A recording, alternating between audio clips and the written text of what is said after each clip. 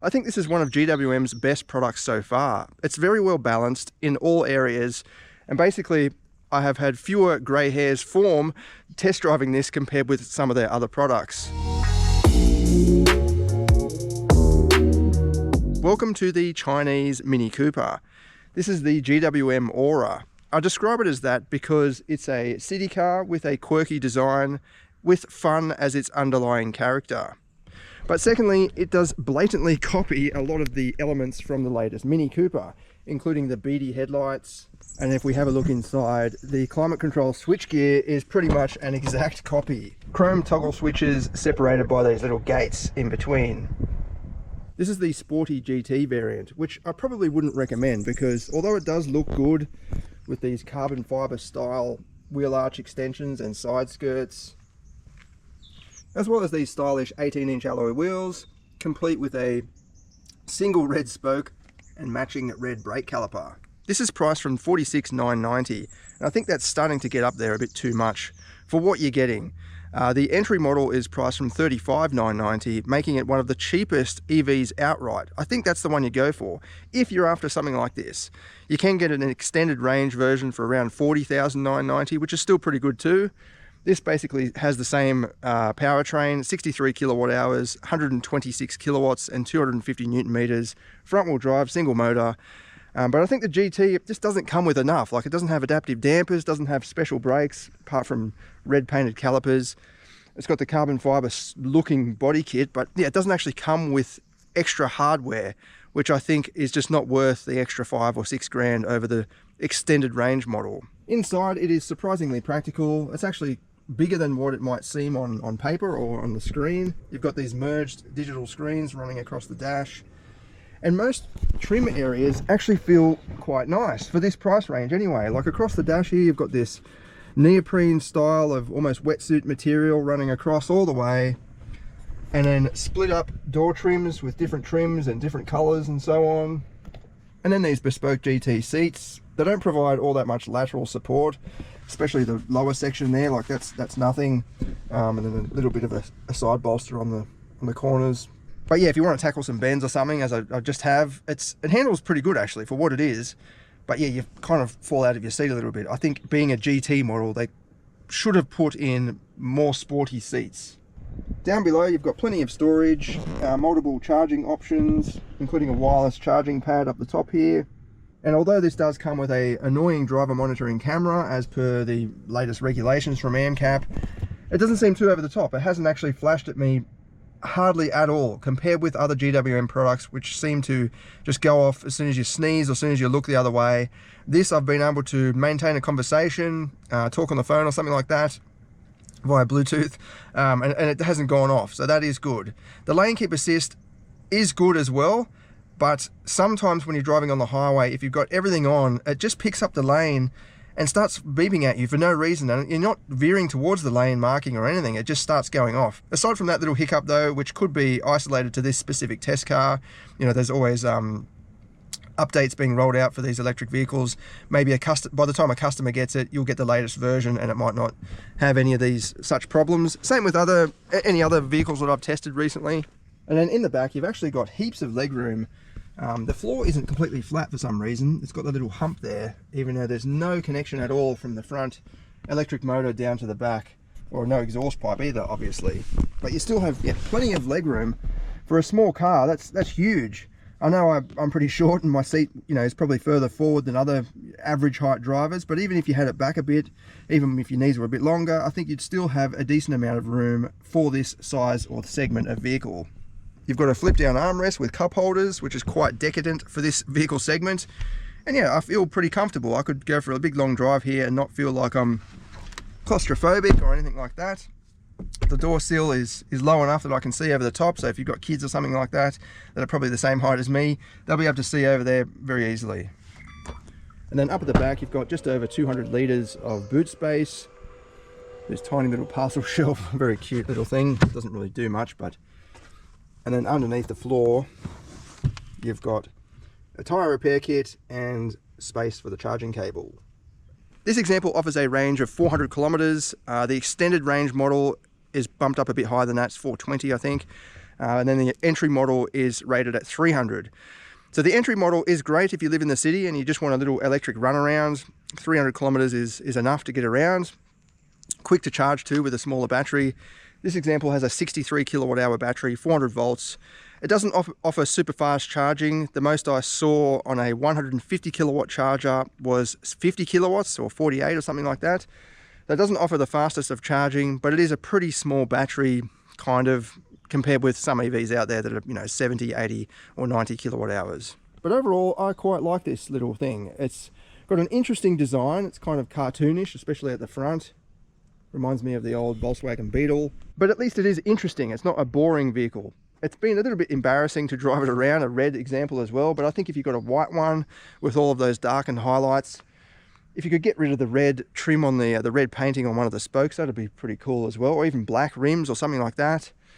But yeah, if they offered a more sporty GT variant with even, you know, perhaps lowered suspension a little bit more, and something extra, I think that would be cool. But as it is, I just don't think it's worth $47,000. I think it's priced just a little bit too high, maybe 40 or 42 or something, but 47 is getting up there. We'll go for a drive now and I'll show you how it handles, but I think it's quite a well-balanced little package.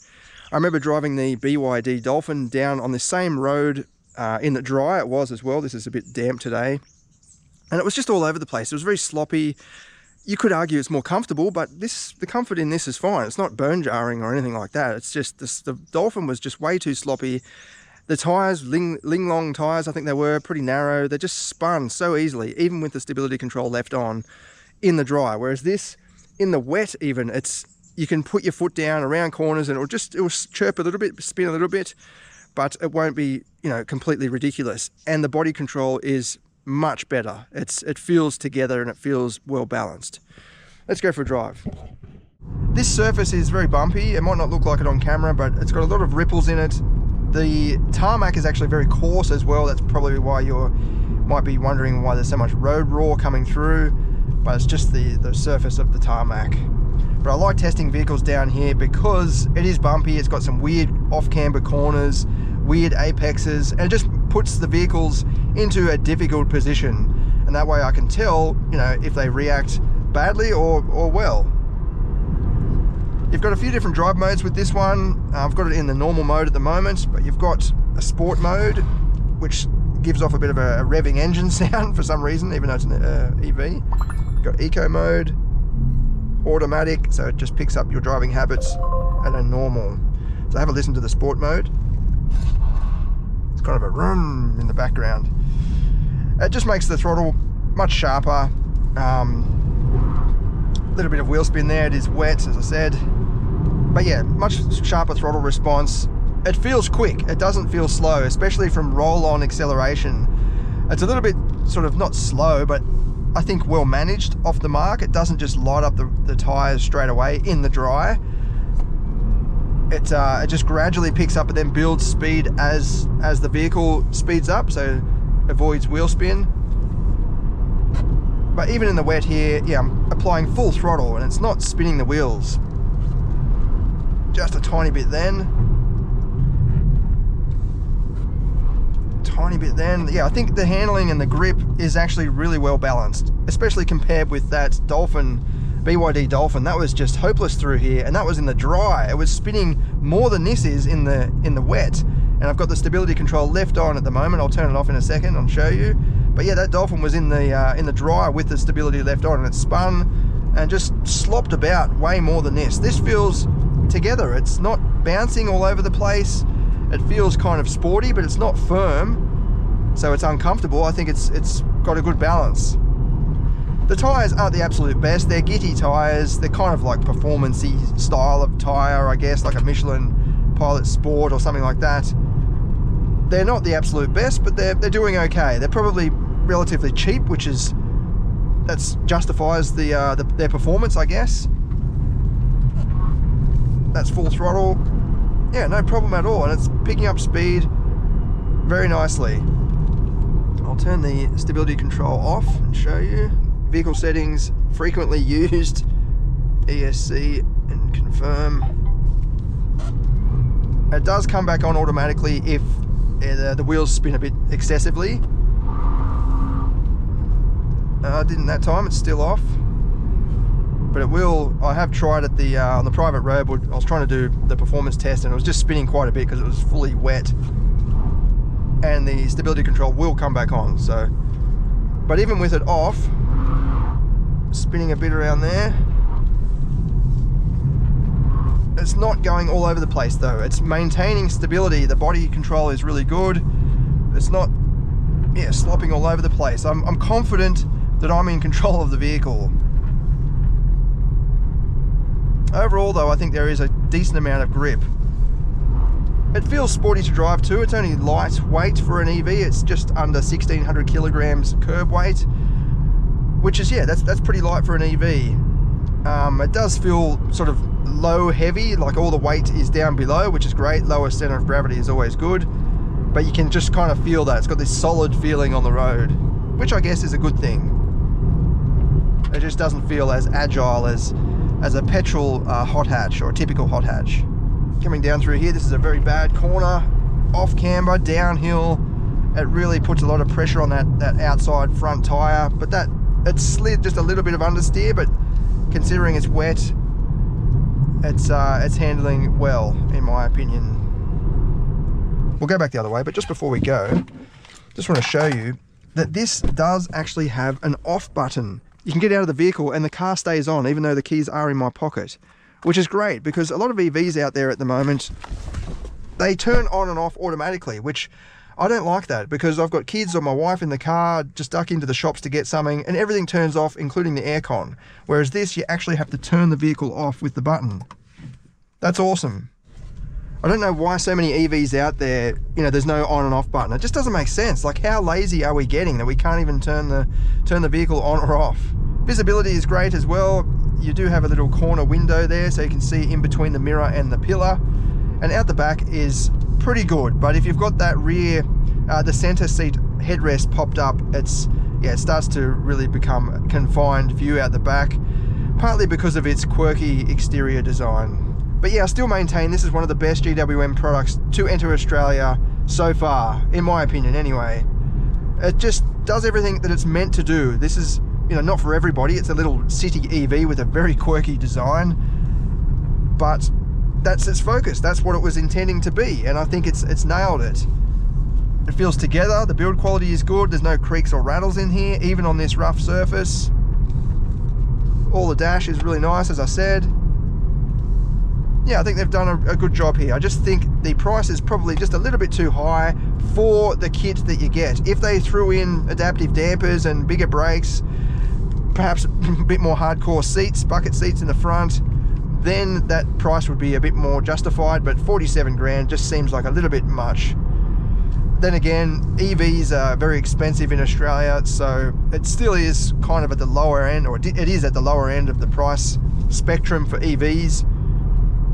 But yeah, I'd probably rather go for one of the more established competitors if I was looking for a sporty EV for this sort of price, because you're not far off.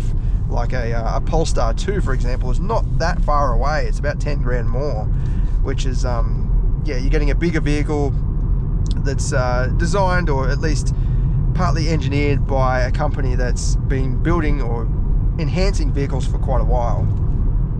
All right, let's head out now to the private road to do some performance testing. Just keep in mind it is wet today, so I did my best to try and find some dry patches on the private road. But what I'm going to do is try and find somewhere on the public road around here, because I'm finding that there's more dry patches compared with the private road. And I'll just do a 0 to 100 run, only to 100 obviously, just to see what it can do.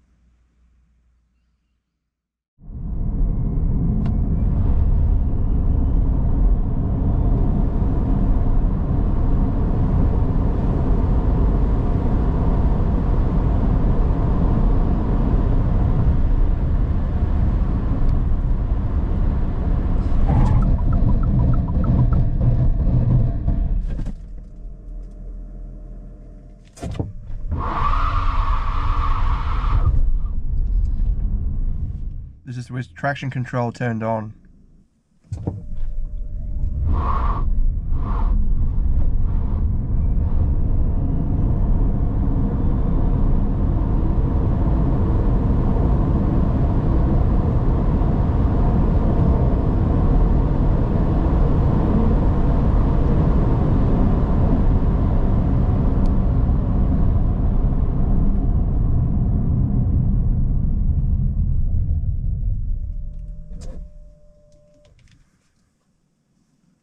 It was 8.50.